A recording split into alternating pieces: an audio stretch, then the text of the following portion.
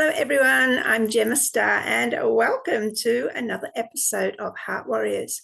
Heart Warriors is a series I've been guided and inspired to do thanks to my energetic connection with Kata Judah.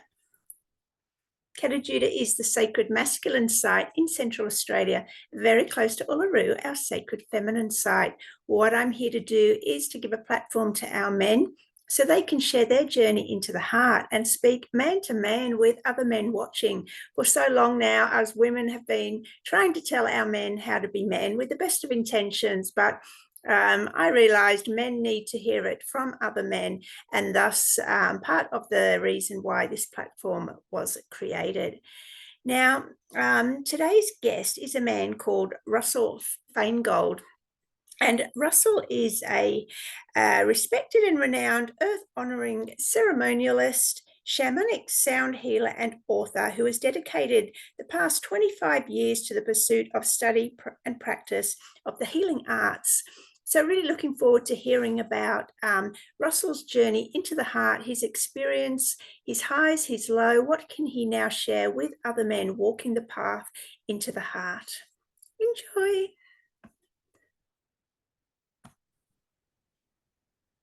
Hello, Russell Feingold. Welcome to Heart Warriors.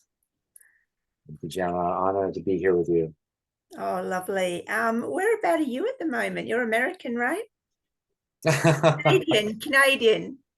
No, I am American. Right. I laugh because like, where am I? I am American. I'm not in is it continental United States? I'm actually in Hawaii. I just got here a couple of days ago. First time in Maui, so I feel like it's incredible synchronicity of magical alignment to be doing our interview like today.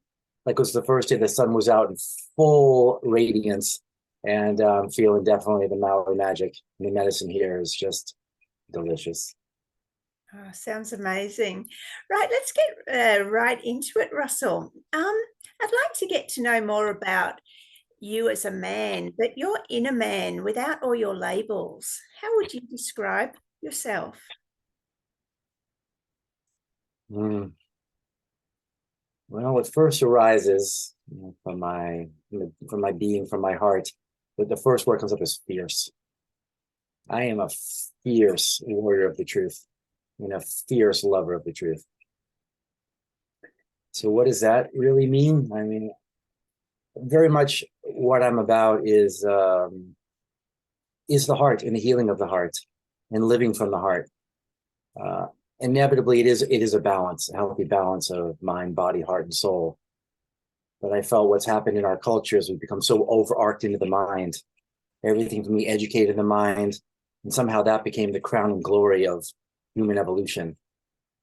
And what I've just found is everyone seems to realize at this point it's about love, not as some cool concept, but as a real deep medicine that love is, like the source of love itself, which is really the source of life, this miracle of this medicine, if you will. And if it's all about love, where's love come from? In the human walk, it's really from the heart, from the depth of the heart.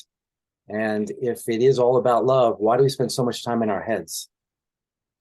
That really became this quest for me of how do we actually live love? How do we live from our hearts?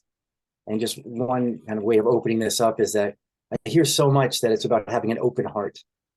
I'm like, yeah, I get that as a concept, but so much of living a healthy life, really my life is really about integrated health, that it's not really about an open heart, it's about a functional heart, a heart that is functioning in its natural rhythm, which ebbs and flows and undulates. So it's not about an open heart. The heart expands and contracts. And if we listen to that wisdom, we find ourselves living a much more healthy life. And the last really potent piece about this is that so many people I hear talk about, oh, well, I'm like living from my heart, or like it's about living from your heart. And yeah, that may be true, may have a feel for it. But what happens is when you're actually living from your heart, or you actually enter your heart, or say, oh, like follow your heart, when you go into the heart, a lot of people have this misunderstanding or this myth, or this myth that you go into your heart, it's all peaches and cream. That hasn't been my experience. While there is all the infinite beauty and all the infinite love in these extraordinary realms and depths of experience and majesty, what else is there? All the unresolved emotional issues and heartbreaks and betrayals. So when we go in there, it's really a warrior's path. It takes all the courage we have to turn our attention inward, to be able to embrace the quote unquote real material, to really give the care and the love that our hearts needs to fully blossom and really live this life of love. Yeah, so good. We'll get more into that later. I'm really interested also, the connection there between the mind and the heart. But first of all, let's get into your childhood. Little Russell, what was his biggest challenge? Love going right for it. That's a phenomenal question. There's two things that come to mind. I say to mind very poignantly. To mind, like from my being. One was a very potent experience that happened when I was 4 years old, and this really shaped my life. When I was 4, I was watching Sesame Street. So I was plopped down in front of the TV, loved Sesame Street, and everything about it, I just really loved it. And my mom was in the kitchen cooking. So Sesame Street is on PBS, if you're aware of the public broadcasting system. So it's really this family-friendly, children-friendly show that puts on, these shows. So Sesame Street. So I'm watching Sesame Street. Sesame Street ends. And the show following Sesame Street is this documentary about death. I'm 4. So I'm watching the show as a 4-year-old. I don't know, I'm just sitting there and just, on like Sesame Street, just, in that very childhood wonder and just in that playfulness. And they're talking about death. And it was way too much for my 4-year-old brain and mind to handle. I couldn't understand what was being said, and I freaked out. I was deeply, deeply, deeply traumatized. I was screaming because what the message I got was, I'm going to die and I'm going to be, and that's it. Like life is over. So all I could feel was this annihilation. I didn't use those words back then. I just could feel viscerally the end of my, whatever I understood life to be, my little Russell self. And I'm screaming and crying, and I'm running into the kitchen, like really grasping for mommy for dear life. And my mom, being just so loving, she's like, she calls PBS and she's like, how could you possibly do that? What came of it for me was 2 parts to it. One is just about in every experience, there's what we call especially in the shamanic path, which is what we'll get more into, is very much Peruvian shamanism is very much at the heart of my human walk. That in every experience, there's medicine, and then you call shadow. The shadow aspect was I was deeply traumatized. The medicine aspect was that it touched something in me that inevitably needed attention. Cultivating a relationship with death. Not necessarily as a 4-year-old, so to say, because that trauma stands on its own. And as an and reality, not an or, and as an and reality, I do feel that my soul called this forth. Because what it led to was cultivating a relationship with death, which has served my life to no end. And the body of work that, if I call the body of work is called Heart Wisdom, the wisdom of the heart. And I wrote a book called Heart Wisdom, which I know you know, and we'll talk about that, I'm sure, along the way. That in the book,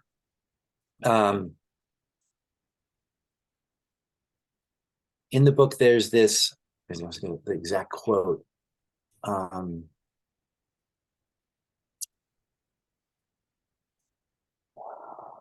That I was talking to a dear brother as we were discussing the book, as the book was being written. And he says to me, until we come to terms with death, come to terms with our own death, we're never fully alive. And I'm just like, some cultures have a very healthy, it feels like a healthy, nourishing relationship with death, and some don't. And I don't think we do it that well in the United States, in America, in the Western world. And being brought up Jewish, we didn't really talk about death. And so it was always like, knock on wood that they're okay or something of that nature. And I really feel that that what happened to me when I was 4 really did shape my path and really propelled me onto this path for for the Holy Grail, for truth. And in truth, like, what is the meaning of life? And the meaning of life is deep in the mystery. Like, life is a profound mystery. And that life is also birth and death. I look at it as birth and death, not life and death. It's birth and death. In the eternal cycles of these birth and death is life itself, eternal life. So this, whatever my soul's design, my soul's path, my karmic walk here was, you need to get into the deepest truth, which is relationship with death. And that's really inevitably what happened, to allow me to be more fully alive and more fully present. And having this fear of death for so long, and I don't say crippling fear of death, but definitely a terrifying fear of death. Because I remember one day my dad says, we tend to make fun of or push away that which we don't understand. And I'm like, wow. So if we don't understand death, what does that do to our life? What does that do to our bodies and our hearts and our souls? We're pushing away this whole aspect of life, which has so much power, so much life in it. And we don't really look at it so much like that. Because really, if you believe, which you believe what you believe, that life is over when the body passes, then, well, that'll lead you to live life in a certain way. But if you explore the depths and you discover your own soul, you realize the soul's eternal. And what that does reciprocally back onto the body is it enlivens it. Okay. And it taps into a source of health. Yeah, this is great. And I know you have a second aspect of your childhood, but I'd like to explore now, what is your understanding of death now as the adult man you are today? Yeah, how would you explain death now?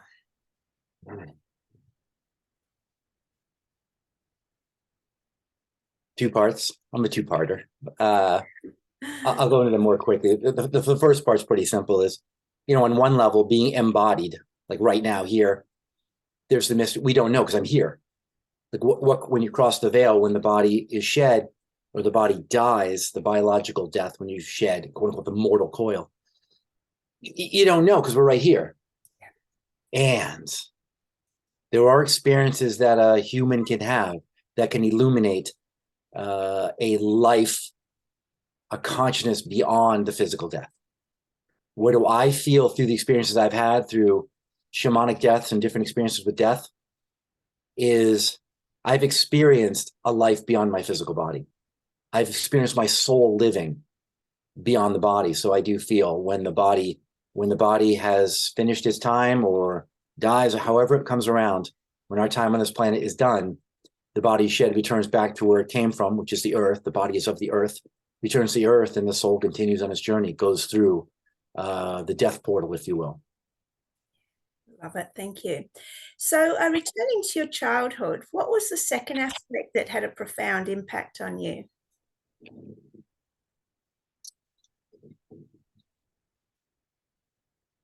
My sensitivity. As a child, I was deeply feeling centered, like also very kinesthetic, very tactile. I touch everything. I was so curious. It got me in a lot of trouble, no question. And it's one of the greatest parts of me. Very tactile, but also very sensitive, very emotional as a child. Like, watching movies as a child, especially The Wizard of Oz. I'd cry. I watch The Wizard of Oz every year. I love The Wizard of Oz.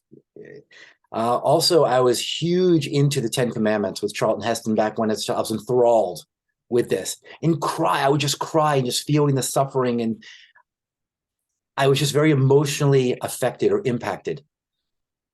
Our society, in many ways, doesn't encourage that. And I am who I am, was who I was.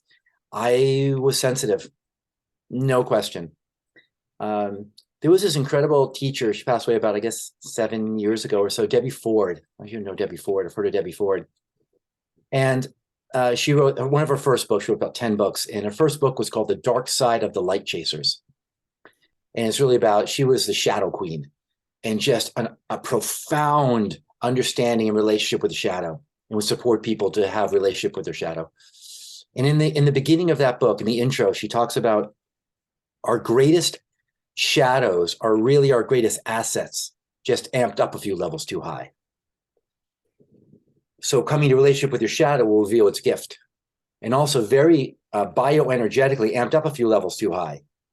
Some understanding or interpretation we have of the shadow, how we understand it, take it down a few levels, and you come down to the majesty of the heart, where there can be a healthier understanding and relationship. So my sensitivity, being overly sensitive, was really one of my greatest shadows. But also, as I got into relationship with it, is without question one of my greatest assets. And there's this kind of running joke. I don't know if I came up with it or someone said it, or I probably said it. I don't know. It just became to me one day is, well, one is I thought everyone was this like this.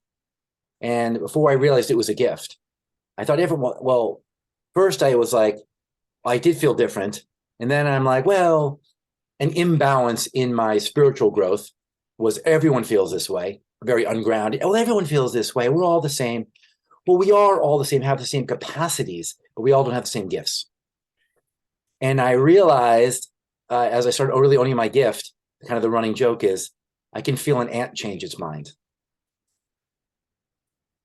So how does that really show up? Really empathically. I'm very visual, but I'm also very sensitive in the sense that being able to track. I have a depth of mastery of tracking energy through a system, as in multiple systems, but basically also through the bio-emotional physiological, the psycho-emotional physiological system, like who we are, our being. And really the heart of my work, is helping people who are quote unquote stuck. And how are they stuck? And what are the influences at play that are holding these conditions or a condition in place? And what is all like root cause healing? What is the root of a person suffering? And how do we get into relationship with? And that's really also another aspect of, or pillar of heart wisdom, is being in relationship with, not casting it away, not canceling and not throwing it away, but all the shadows. Like, how do we relationship with things that are very hard to be with? And most of the time they're hard to be with because we have a negative interpretation and experiences to support or validate that. So as we explore, we go inward, which is really the warrioress's path, the courage to look inward and to see what's really going on in quote unquote the real world. Yeah, lovely. So I'm interested in little Russell, who was sensitive as a child. How did that feel when, you discovered that not everyone else was like that? And how did you, because, from what you said, maybe it wasn't always well received. What coping strategies or rationalization did you have to go through before you could become comfortable with yourself and that aspect? One of the coping strategies was being in my head a lot. Yeah. I was, I don't think I was consciously scared, but because it was so accepted, the coping strategy was to over-intellectualize. Alongside that, a shadow of arrogance, being conceited. I was a serious athlete growing up, which was a great way especially for me as a boy, like a great way to channel and to express and to really work with my own energies. But things got sublimated and they got constricted or shut down, and I would talk a lot, amped up a few levels too high. Out of the heart, I would talk a lot. And one of the hardest aspects for me was like in high school, they have these superlatives, these awards, and some of them are painful. Some of the, like best looking, best eyes, most likely to succeed. I got most talkative. I can feel it now. It was very, very painful. I know it wasn't meant with harm. And later on in my life, and there's this thing called the golden thread phenomenon, this golden thread, that if you look back on your life, there's this golden thread that like flows through your entire life. Like it's a soul thread that makes your whole life make sense. And as I look back, that completely makes sense. Very hard going through it, but I realize communication or being talkative was a shadow. The gift of the shadow was being a communicator. And amped up a few levels too high, if I take it down a few levels to the heart, and I start to communicate from my heart, I'm communicating from the root commune, to come into union. I'm actually sharing something of substance, opposed to just blowing hot air around. So when I blew a lot of hot air around as a kid. I was nervous, insecure, and then sublimate that being very cocky, very conceited as an athlete. And then as I got a handle on my gifts about it, one of the greatest values I have is healthy, integral communication, especially the art of having a difficult conversation. How do we communicate? How do we support each other through our communication, to what we say, to come into union, to connect with our souls, with our spirit, to the source of our lives, which is actually where we connect anyway. Yeah, I love this. Thank you, Russell. Now, can you please speak directly to parents of sensitive children and just give them an insight into maybe how they can help their child the most? Yeah, Jem, interesting enough is, again, just looking back on my life, and I'm loving this conversation. Like, it's like just taking a whole bird's eye view of my whole life. And which, by the way, is such an important thing to do, is to reflect and feel into. And then also, as we feel into, when we feel into from an integrated place, that's where healing comes from. And we actually can redo the pattern of the past and literally change our past. So we can, time is actually a much more fluid reality than we're known. Like, one reality is just linear time. It's another conversation, but it's healing right now, going back and actually massaging and bringing more medicine back and freeing up areas that might have misunderstood or tight for me. So for parents, back in my life, I actually started this journey working back in Massachusetts. It was a child psych unit. It was called the the Child Development Center. And I just started out. I knew I had some kind of a feel for human relations and emotions and behavior, and so I did this part-time work at this hospital. And I'm going to tell just a very, very, very impacting story that actually really catapulted me. I was like, I knew I was onto something. Something really potent happened. Before I share that story, though, remind me of the child in that center. I want to share that story, but I want to contextualize it with this one piece.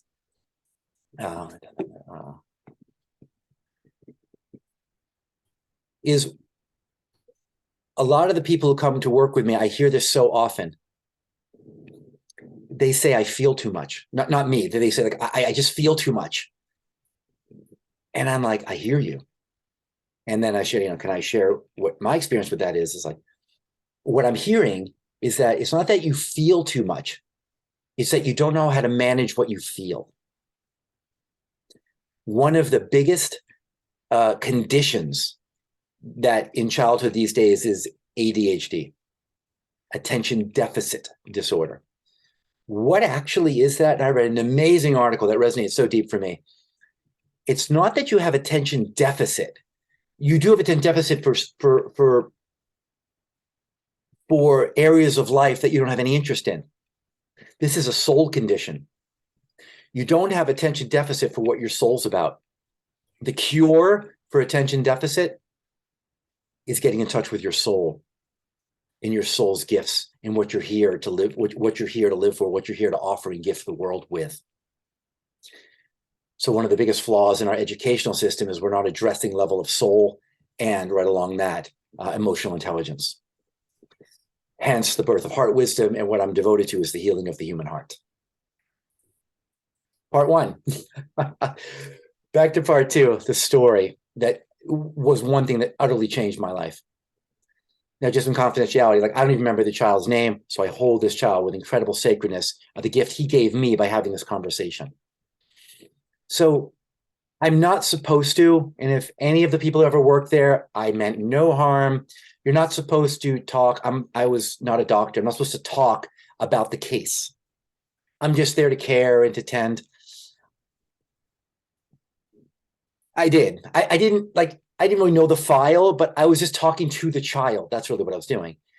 And this just sweet young boy, he's just such a sweet kid. And I was kind of perplexed because he seemed very normal, very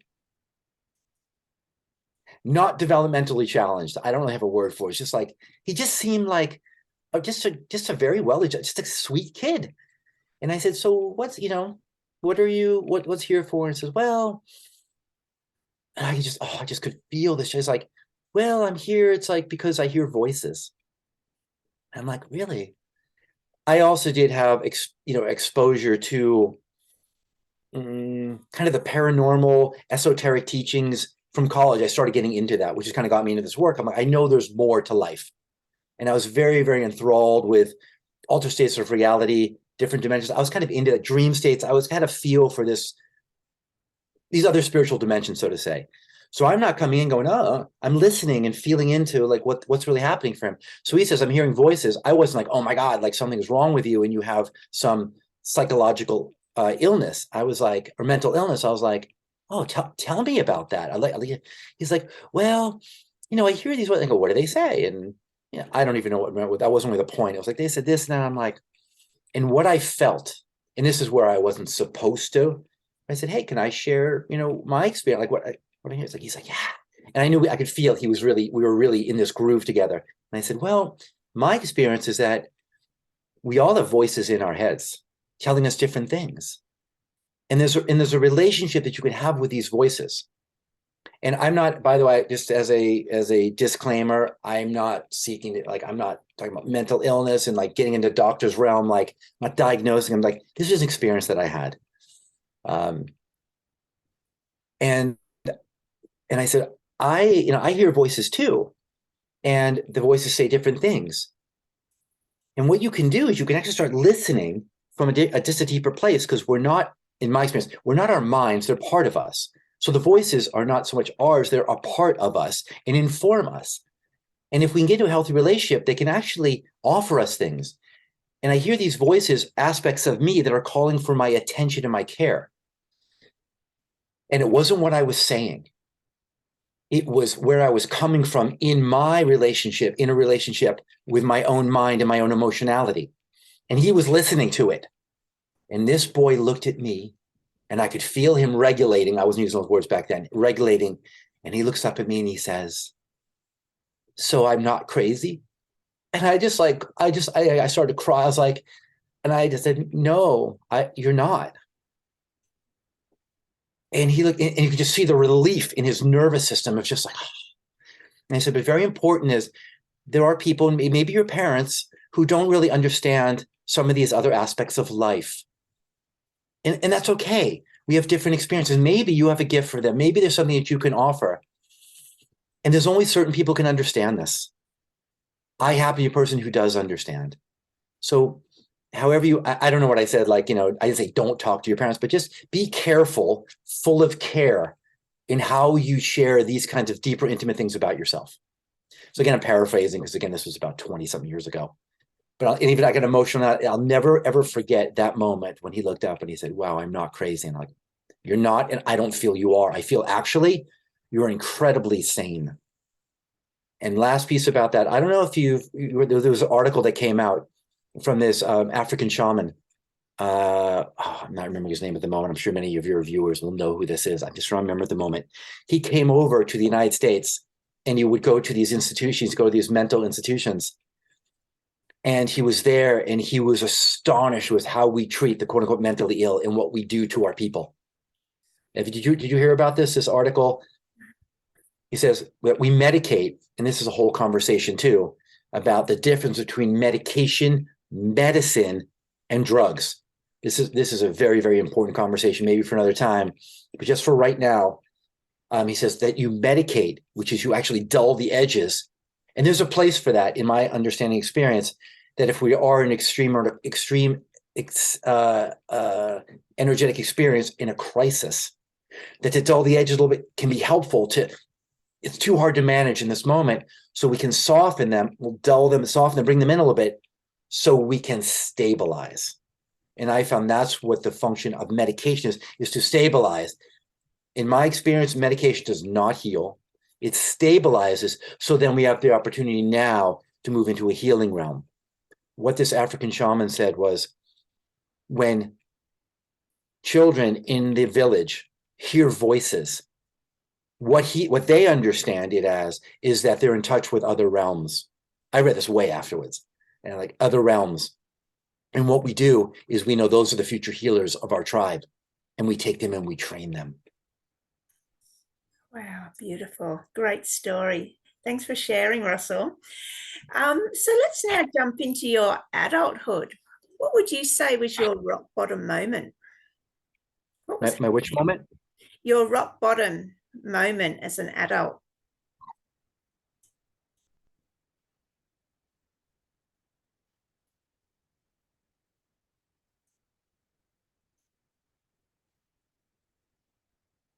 And there were two that come to mind.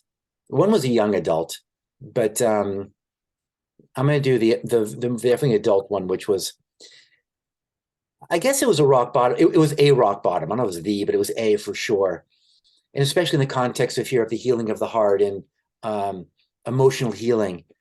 It was a breakup that I had about 20 years ago. And this was one, maybe she's going to watch it there, and we're still in touch. And we thought we were going to get married. And it was very deep, very karmic, as in karma's connection. We had a very, very deep connection. And love her. We still have a deep love, and we've been able to spend some time actually the last couple of years, and we were able to connect and be able to really share all these years later. That breakup was devastating for me. I went into just a really, really dark place because I thought we were going to get married. I thought really this was my partner.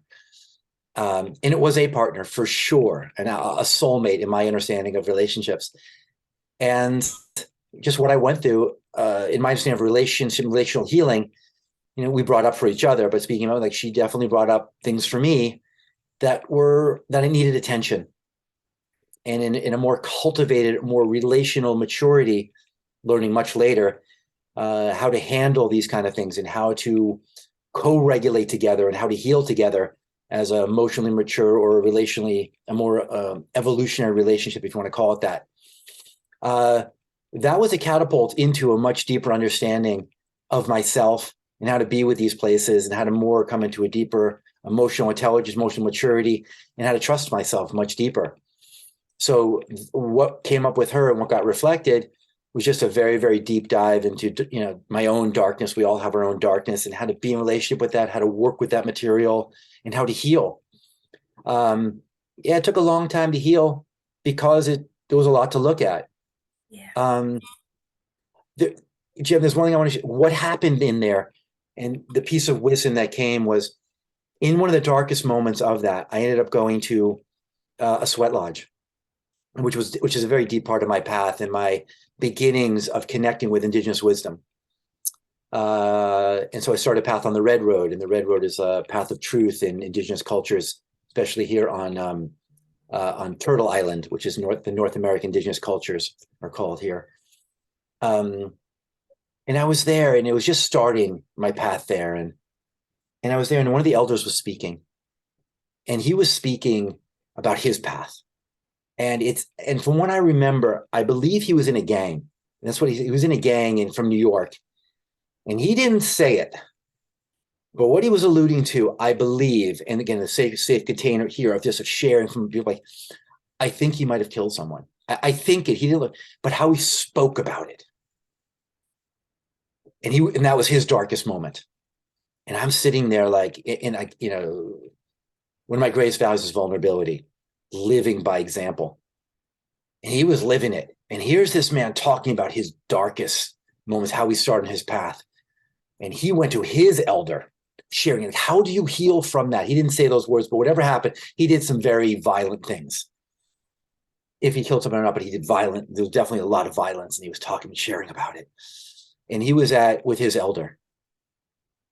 And his elder shared with him these immortal words of healing. He said, I don't remember what the man's name was. He said, I'll just put my name in. Say it was Russell. Russell, I don't care what you did yesterday. I'm only interested in what you're willing to do today. And I just burst into tears, and I'm like, what, not that it's right, it's a way of being with. What incredible medicine, a compassionate path, a compassionate handling of our deepest, darkest stuff. How do we be with these things? They're seemingly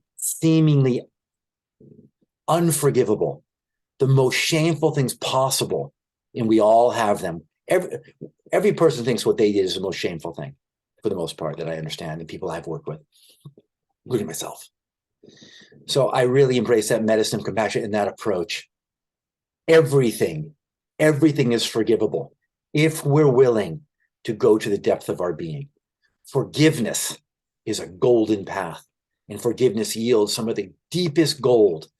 And another dear brother of mine, he'll introduce you for another future, a really very evolved, very brilliant man. One of my dearest brothers, and I just honor him. I think, Elijah Parker shared with me one day. He says,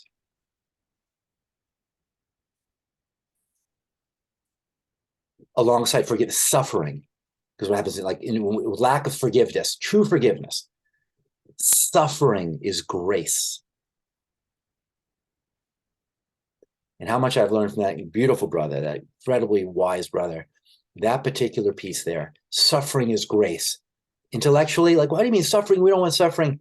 I'm very committed to eradicating unnecessary suffering. But if I follow suffering through in my being, which I continue to have this relationship with suffering, what does suffering inevitably do? To feel it in my body. Where do I feel it in my body? Come into relationship with, and inevitably I come into my own prayer. Prayer is just heartfelt intention, praying to heal and to feel this at its depth, and to take care and to nurture and tend in the depth of my heart. Inevitably come in and unravel multi-dimensional these tension patterns and feel thoughts, feelings, sensations, emotions, memories, and go through and unravel and free myself to be with and let it free, let it open up, let my heart thaw. And inevitably it opens up into a deeper freedom, into the source of love, into the God us all, into the creator. Suffering is grace. Yeah, beautiful. Thank you. So you got into when you had this breakup, which shattered you from the sounds, but you got into Sweat Lodge. What other tools, practices did you start incorporating into your life to start spiraling up out of that darkness?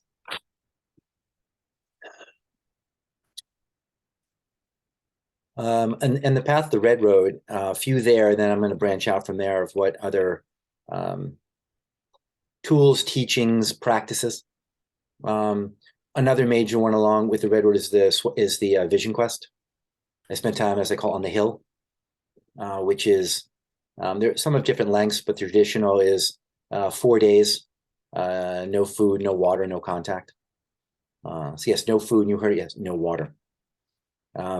And it's designed to, quote unquote, break you down,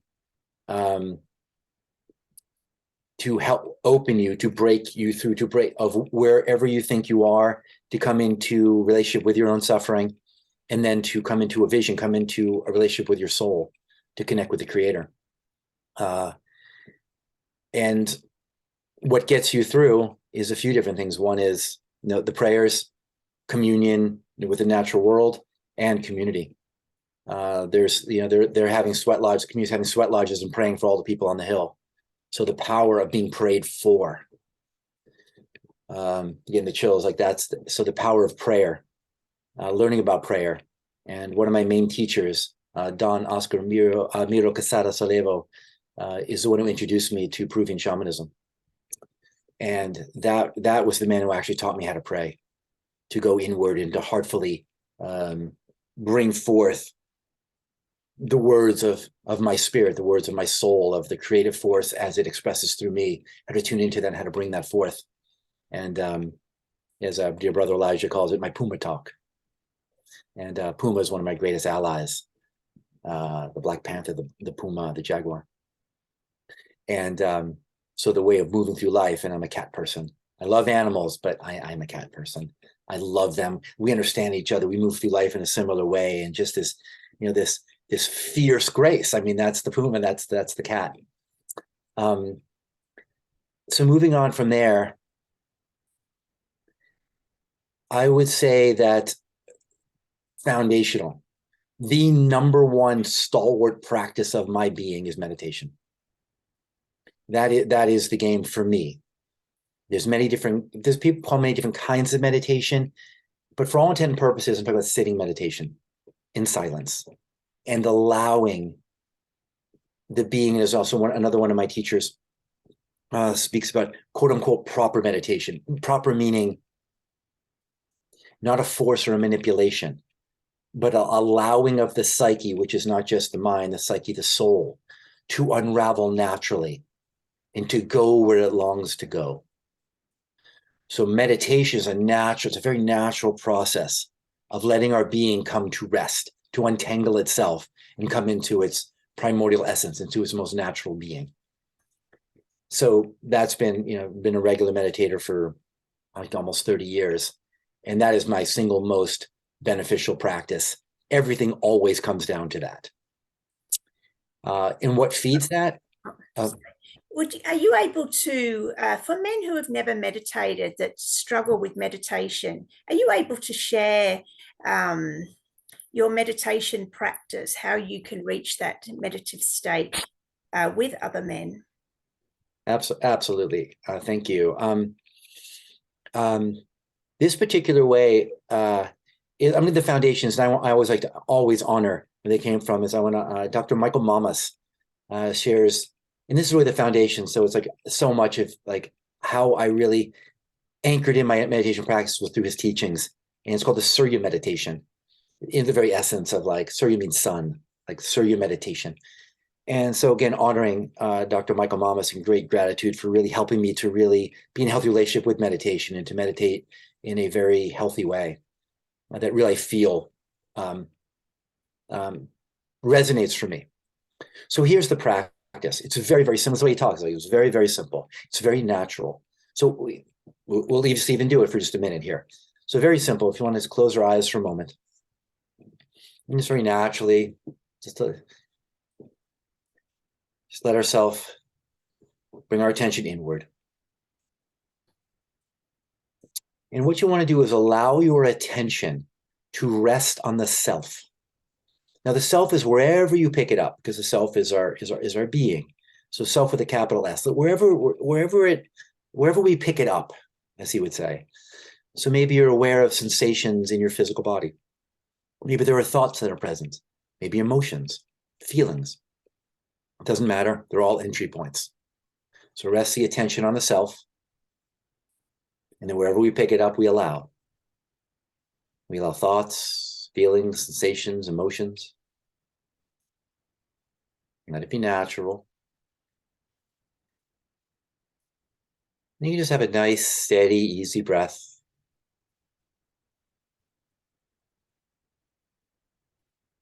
And then if we get distracted by a sound or a thought, don't struggle against it. Just when it feels natural, favor resting on the self again. Just shift the attention naturally back on the self.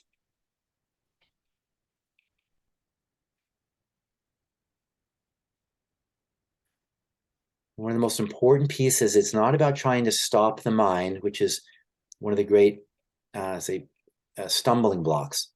People trying to force the mind to stop. That's not what it is. We allow the natural rhythms. Let the psyche unravel itself. So let a stream of thought come. Just don't get carried away with it. Just let it unravel like a cloud passing in the sky or a gust of wind. It comes like a sensation will come, and then we let it go. Let it all come and go in their own natural rhythms and cycles and pulses of our own inner intelligence. Another 30 seconds here, and we'll just allow.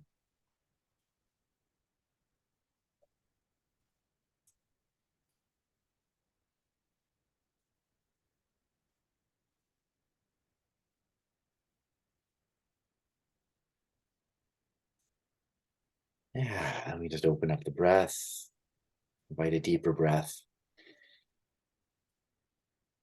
And we're ready, slowly open our eyes.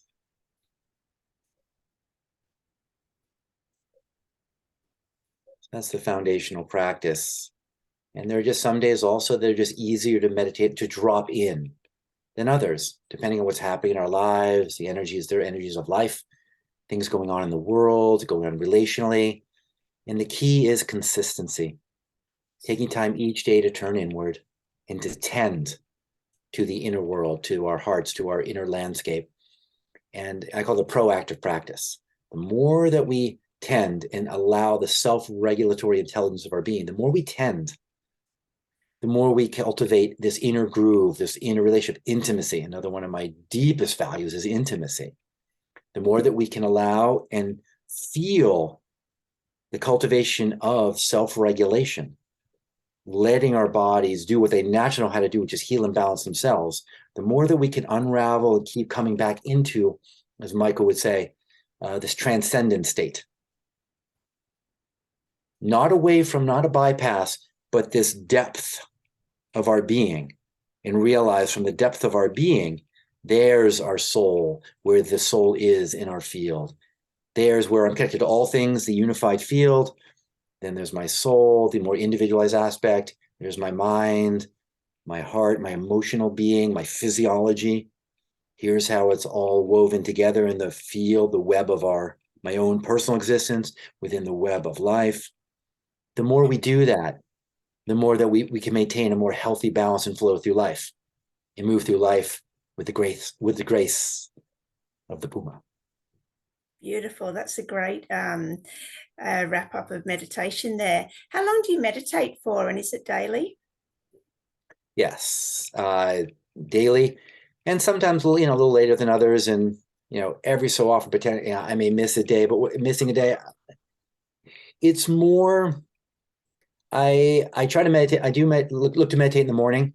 I don't do it every single morning. Sometimes later in the day. I have two primary practices that are basically hit one of those every day. I feel it's very important to meditate in the morning. And when I don't do it, this is a beautiful way, especially people who are beginning meditation. And those who have been meditating for a while, well, I think will chuckle about this because it's such a real lived experience that just happens. To answer your question first is, what Michael teaches, and I found this in my own living experience, that 20 minutes is really kind of the golden octave there. That's 20 minutes really seems to be a very natural cycle. And I feel that over and over again, like I can pretty much feel 20 minutes. I can feel my natural biorhythms, go through this natural cycle. And it's like, oh yeah, okay, it goes through this reset of this transcend. You go in, you hit the reset, go into the transcendent freedom of your own being. It's like there's like a click. It's like, yeah. So about 20 minutes, some say twice a day. What serves who I am, my own design, is about 20 minutes in the morning-ish, somewhere in there. Ideally, again, in the morning. And then a lot of people go for like the whole sunrise, sunset, the golden hours. So, but morning, depending on your rhythms, morning-ish, somewhere in there. And then there's an afternoon session, which for me is I do a deep relaxation religiously every day. And there's also kind of the cat nap or the Einstein nap. And some of you may know about this. It's a 20-minute lay down. Too much, you can fall into a deeper sleep, but I can get foggy. It kind of like a point of diminishing returns. But that 20-minute, I'm very intimate with the cycle. I can feel my body unravel itself. You may hit like the clicks and this and the micro adjustments, and the body does its thing, and the mind unravels, and the physiology back into this harmony. And Albert Einstein would talk about, he would do it every day to unravel the day and then open up fresh to the evening activity or whatever that may be for him. And that resonated for me. So there's 2 sessions, depending on how you want to do it. I feel a very, very potent medicine for this world is cultivating deep relaxation. Because what's happened is we've become overwhelmed, overstimulated, and stressed beyond measure as a culture. We are so cranked up in our nervous system that, and I read this somewhere, I don't know, everything's about 15 years ago for me. About 15 years ago, it's probably about 25 at this point, that deep relaxation is a healing art form in itself. And I read that, I'm like, Yahtzee. I'm like, oh my God, I so understand that. And the necessity of decompressing our being in the way that we tend to live as a culture. We are, especially in the West, we are in this fast food mentality. Give it to me yesterday. And there's this saying that I heard that's from the Orient, somewhere along the way. I remember one of my teachers said, haste is a form of violence. And I was like, oh. There's a place to move quickly, but not in the driver's seat of our lives, where we tread over each other and we don't slow down enough to really hear and be in commune with one another. We're too busy getting somewhere that we tread on each other. And in that sense, we're hurting each other. We're abusing each other in that sense if we're not listening and feeling each other. We're not regulating. We're not in a regulatory relationship.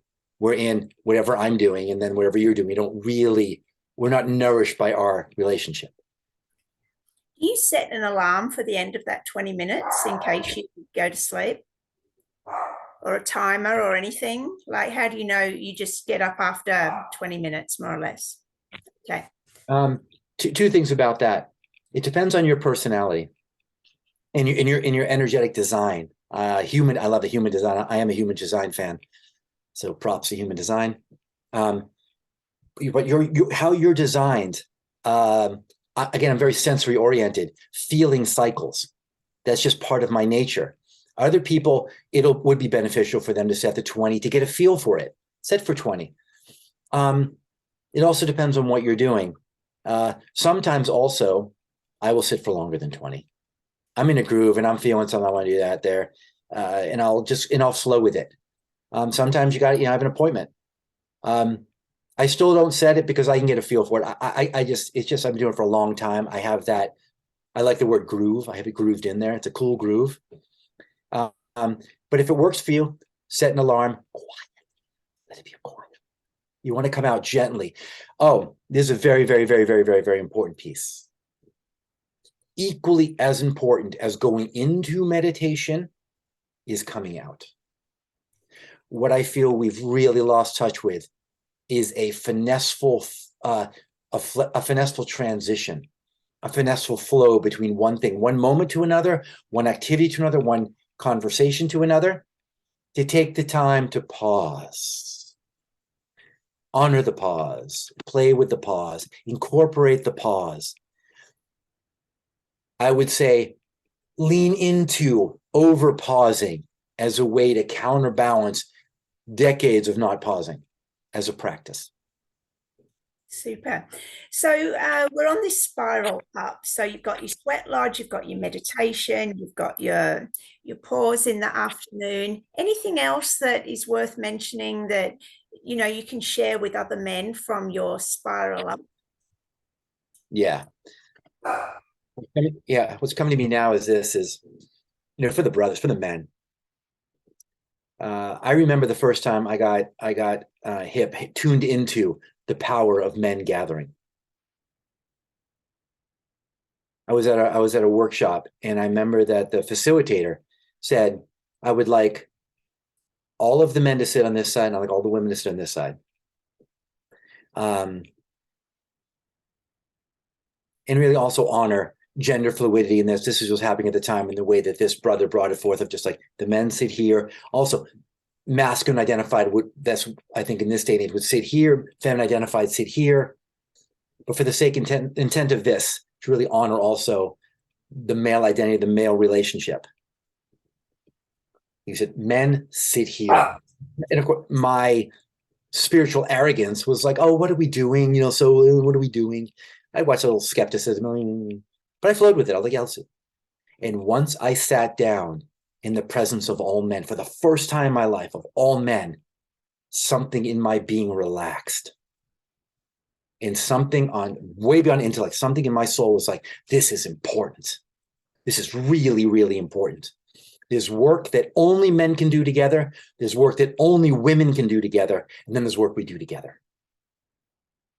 So, brothers, without question, without hesitation, reservation, or apology, cultivate the sacred brotherhood.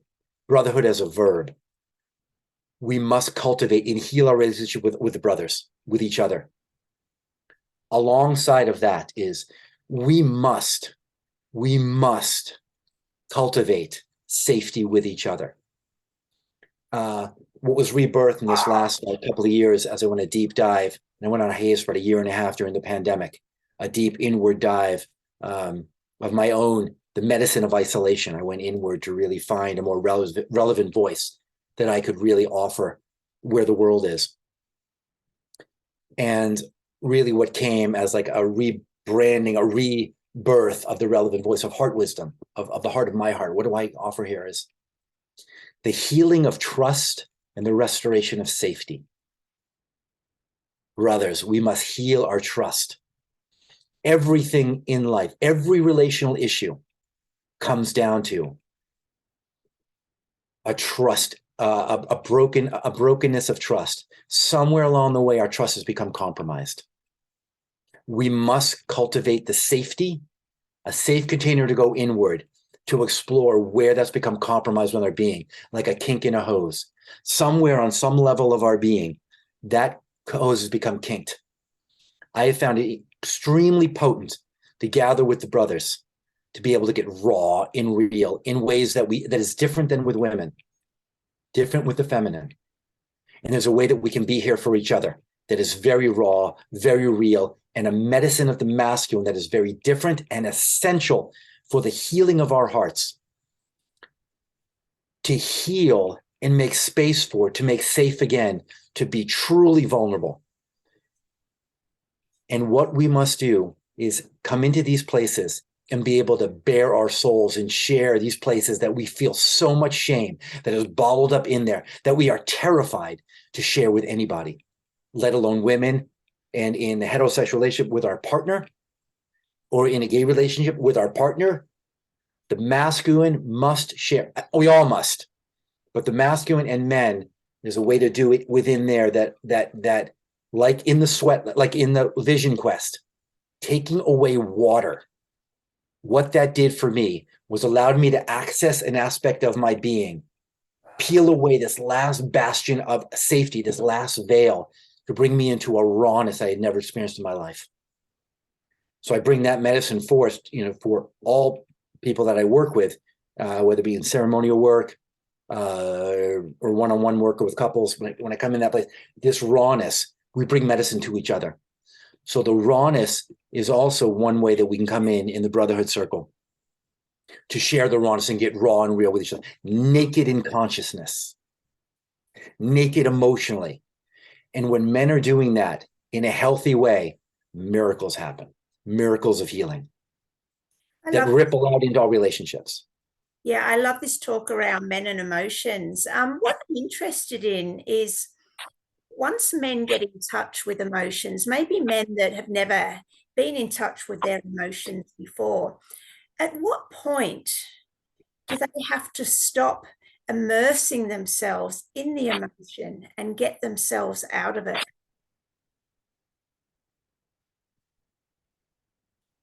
Not to get stuck in it. Yeah.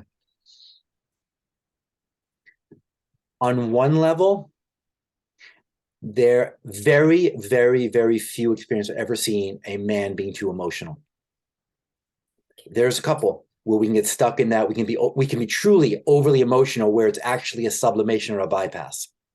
Very, very seldom I've seen it in men. There was a couple of clients on the way that I watched that I was like, wow, because I'm not really listening to what they're saying. I hear what someone's saying, but I'm really watching. I'm feeling into the field and where they're getting stuck. And it was like, wow, they are actually sublimating. They're actually bypassing the healing. They're emotional. They're overly feminized in that way. They're out of balance in that way. For most men, feel more to the death. And this is a very man-to-man kind of a thing I want to share. Like, become devastated in your emotionality, because the reality is we're all devastated.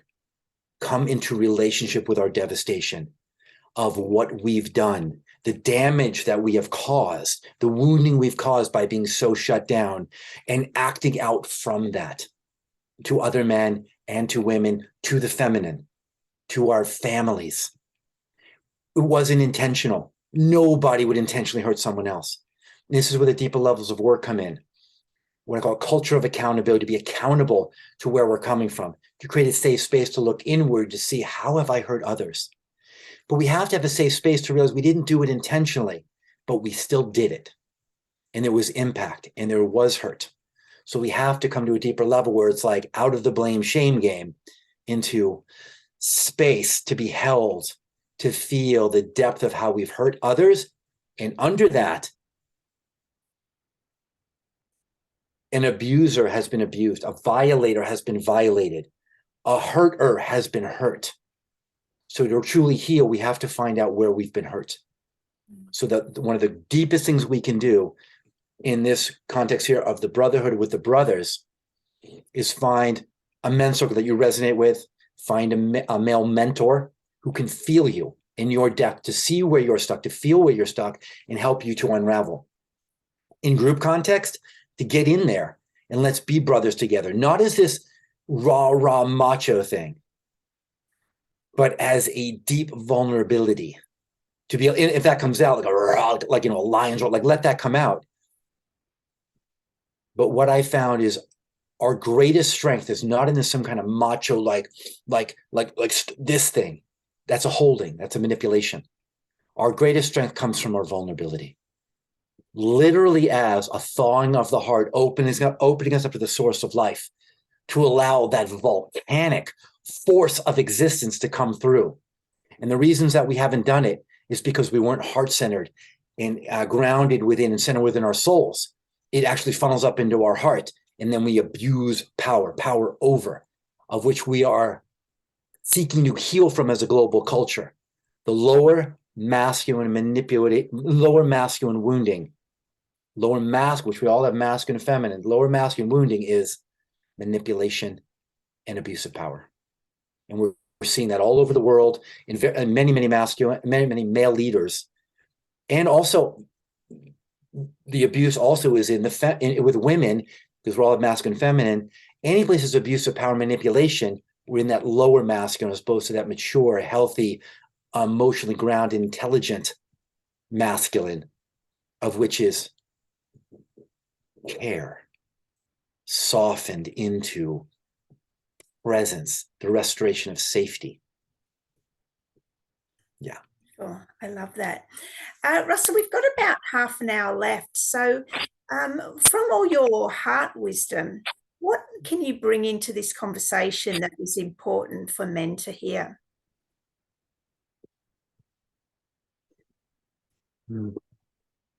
I also noticed, by the way, that I'm wiggling in my chair. I have a slidey chair, so I'm just noticing my inner child is like playful of like, I'm in a swivel chair. I just noticed that. I can see on the screen. So yeah, I honor little Russell in there who's dancing inside. And which I think, what can I offer to men? Two things. Call forth your inner child, not as some cool psychological concept. Beyond the the masculine version of time that we go through this linear progression of things. That's a reality, absolutely valid. In the heart, in the emotional reality, in the heart, in the heart reality, we move into a different relationship with time, more of a feminine relationship with time, a circular time, not linear, moving through, but as a depth of presence and undulation. This time as not an end or a beginning, but an unfolding, a blossoming of the flower. Call that inner child which is tapped into that. There's little Russell in there, who's equally as present of when I was that age. We have all of us, the full spectrum of our beingness, from little Russell in this body to preteen Russell, adolescent Russell, young adult Russell, as well as adult Russell, as in elder Russell, as in grandpa Russell. The entire spectrum is existing now in consciousness, as well as, depending on what you believe and what your experience is, other lifetimes of Russell, but I wasn't probably called that, but as Michael Malm said, the transgradients of our beingness. All these realities, and as Michael would say, there's an infinite amount of equally valid, simultaneously occurring realities. What does that mean? Inner child Russell is one reality. Human Russell is one reality. I'm not a parent, but parent Russell in there is there. Teacher Russell, student Russell, male Russell, the inner feminine or the inner woman Russell. Equally valid realities. The Russell in duality, me and you. The transcendent Russell, of which you and I are one. Equally valid reality. Inner child Russell, one reality. Call forth the reality of your inner child and make relations with that inner child, who has all the freedom of that play, as well as this whole sphere of conditioning that was imposed upon him or that he learned or she learned. And this is where the healing is, to come back to. And in psychology, we have regressive behavior, which means that a part of us got stuck or got stunted, restricted in that emotionally at that age. In the shamanic realm, we call soul retrieval. We go back to that time, that space and time of what happened, to bring our awareness back to little Russell at that age, to bring the love and the care, to let the heart thaw, to free it up, so Russell can evolve, develop, and come fully present back into where I am now. Soul retrieval, regressive behavior, free it up to be here. So make relations with your inner child. There was a beautiful writing that I saw. It said, it's never too late to have a happy childhood. Yeah, that's great. Only childlike, not childish. Yes.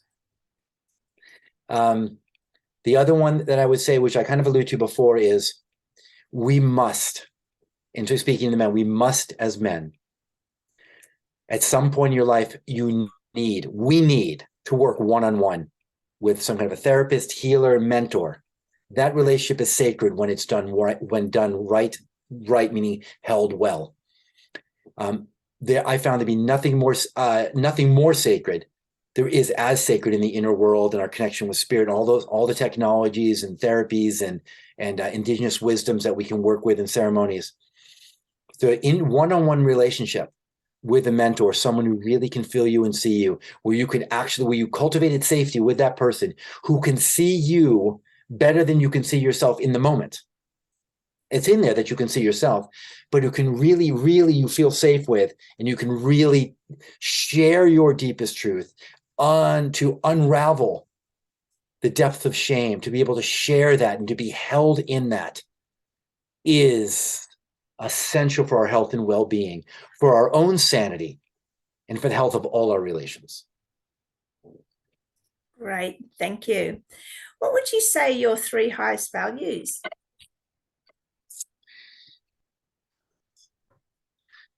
Tea, drinking tea. As the highest value, though,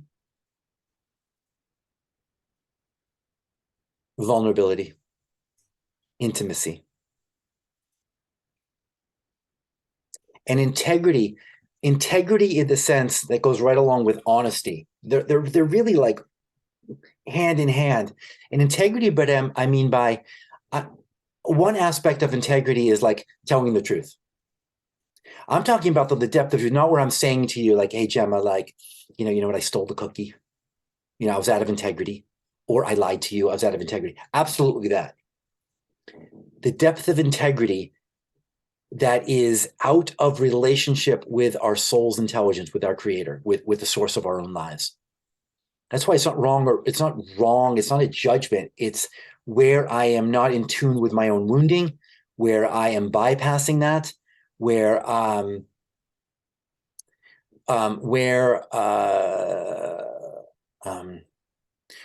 am in shadow and I'm not in tune with that. So I'm out of integrity. I'm not in tune with what is integral for my well-being. So it's very much here, like being out of integrity of you, way before that happens, I'm out of integrity with me. I'm out of integral relationship with what is nourishing my being, with the source of my own life, the source of love, life, medicine, nourishment. So yeah, what do we have there? Vulnerability, integrity in that depth, integrity, honesty, emotional honesty, and then intimacy. And last we have to say about intimacy is intimacy starts with right here. And intimacy, not just romantic or relation, like romantic, romantic intimacy, like with a partner in that way, but every relationship is or can be intimate where we are in emotional honesty and integrity with each other in a transformational relationship. So all intimacy begins right here. And then we can feel into what the karma is, what the real connection is. And where we are in alignment will dictate how deep we can go together. And one thing that I've learned is one of my soul lessons was learning where I am in alignment, who I'm in alignment with, and not acting out from the lower masculine wounding of trying to manipulate myself in a relationship with someone because I wanted to be, or thought I wanted to be, or was jealous of, and wanted to be liked, or wanted them to like me or approve of me. It's like that's a codependent relationship. That's a insecure relationship where I was coming from a wound inside and I was acting out.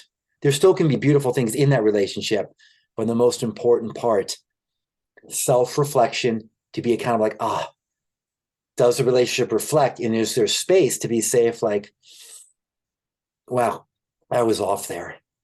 And can I have those, like, well, can I share? I want to be accountable. Like, I like to be accountable to that. Is there space for that? Having the integral conversation, and they may or may not be. And one last thing here, Gemma, is like in the heart, in the challenging conversation, the heart-wise conversation, I'm responsible to be heard. You are not responsible to hear me. I'm responsible to cultivate a safe container to be heard. So I have to be feeling in. I could be saying, hey, Gemma, something came up for me. I would love to clear the air because I care about you and I care about me and I care about us. And I want to share something here to clear the air. Is this a good time? Would you be open to that? And you could be like, yeah. And I could feel me like, something doesn't feel right. And I'm responsible. And I've done that before. They said yes, but it was a no.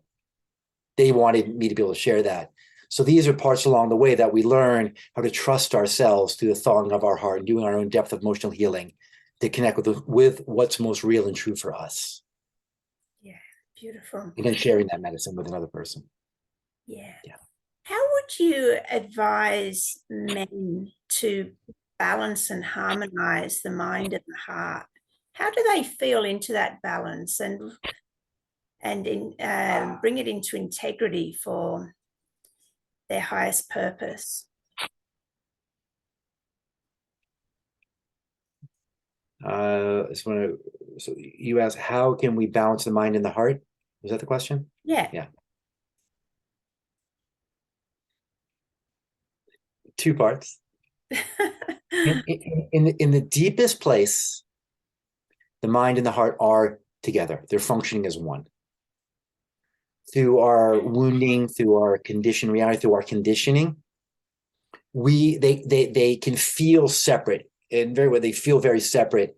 And there's this psychological term called cognitive dissonance, which is the disparity between what we think and feel. So literally feeling a separation of our mind and our body. So I just want to plant the deep seed that the masterpiece of this integrated beingness is already there.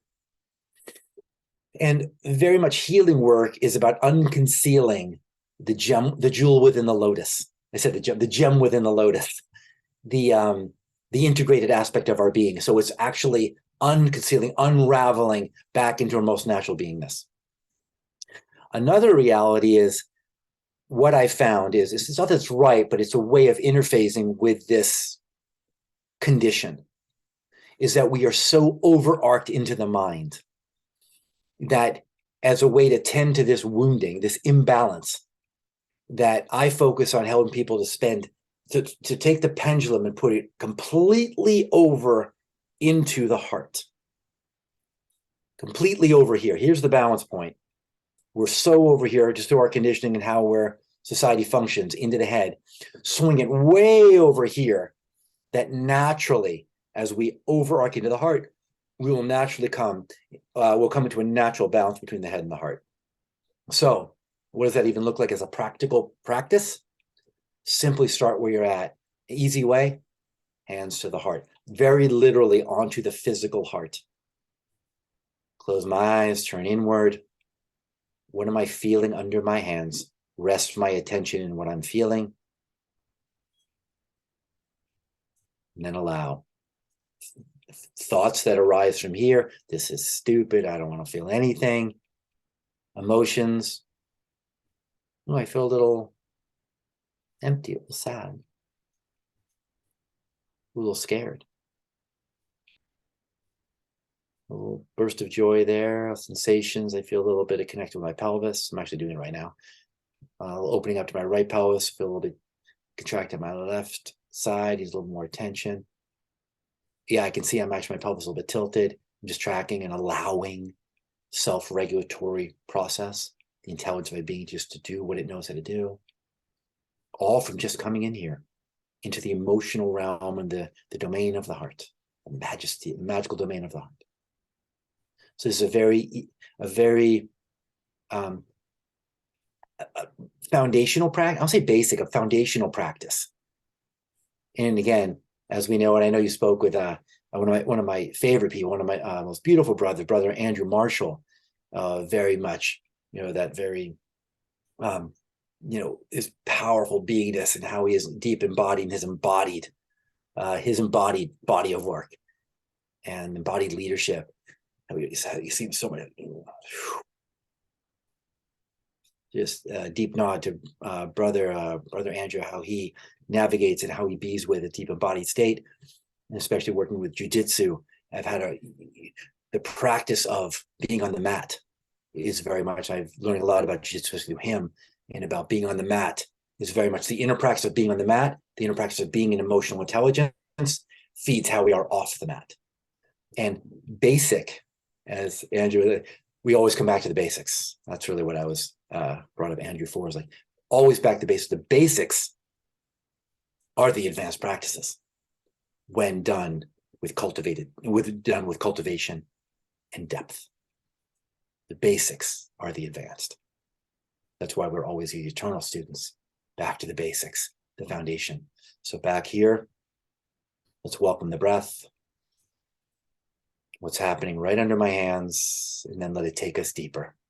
And proactively, as we do this and become more self-regulated, what I've experienced is self-regulation. When we cultivate self-regulation, when done well, or in Tibetan Buddhism, right action done rightly, which is done well, self-regulation is co-regulation.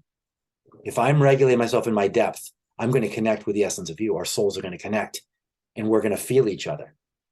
And this thing of like, if I can't feel you or you can't feel me, how can you trust me? Because you can't feel me if I can't feel you. So the emotional healing allows us into intimacy, into that sharing, how we began to call it the sharing of love, letting it's intimacy to let you feel me and let me feel you. And that's how we can deepen together. And the relationship can be transformational and nourishing and medicinal.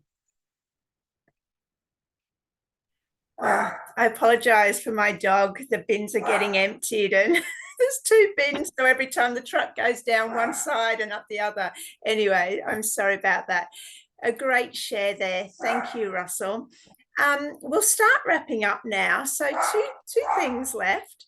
If you can let people know where they can find you, please. And then I'll ask you to deliver a final message to men. Where can they find me? I'd say probably the best place at this point. As I shared, I'm in this rebranding, which is this rebirthing process. My website's down. It will be up soon, and this will be a great impetus also to actually like not manipulate or force. I'm not rushing. I'm really letting it birth itself in a nice, healthy spiritual rhythm of it. We're working on it. We'll get that out. It will eventually be a I have heartwisdom.com. It's just down. So that's not a good place to find me. But inward, if you go to heartwisdom.com in your inner heart, you'll find me there.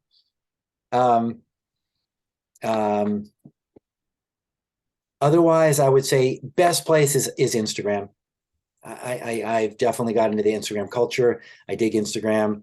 And my handle, I guess that's what's called, right? My handle is at Deep Love 777. Okay. Deep Love 777, which kind of says it all. I mean, that's kind of, it's also my mantra and a medicinal offering and a way to connect. Deep love. And I'm very committed, like depth. Right. And we'll drop all those links below so people can get in touch with you, Russell. So, a final message to men. What do men need to know? Maybe men that are having a challenging time at the moment.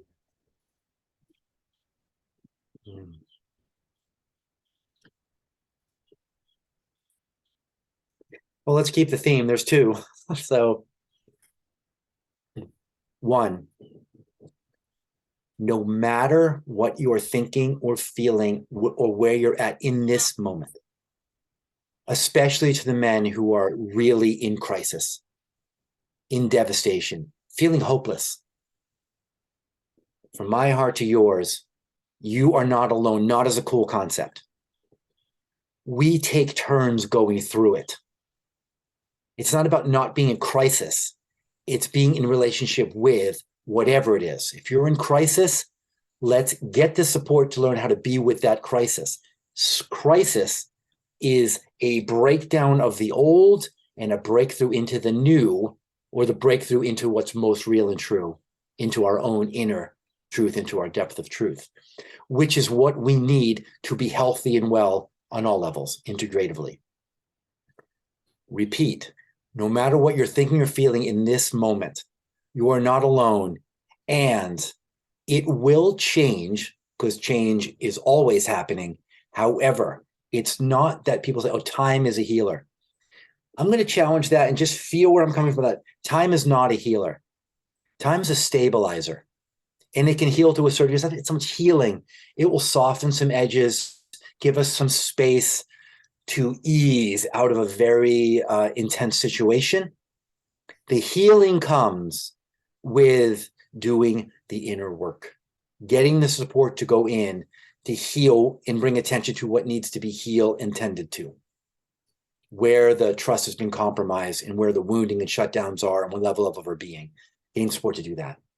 So time doesn't heal. Time gives space, like drawing a boundary gives space so that we can then go inward and do the work that needs to be done. I think the final message is this. This comes from from Don Oscar.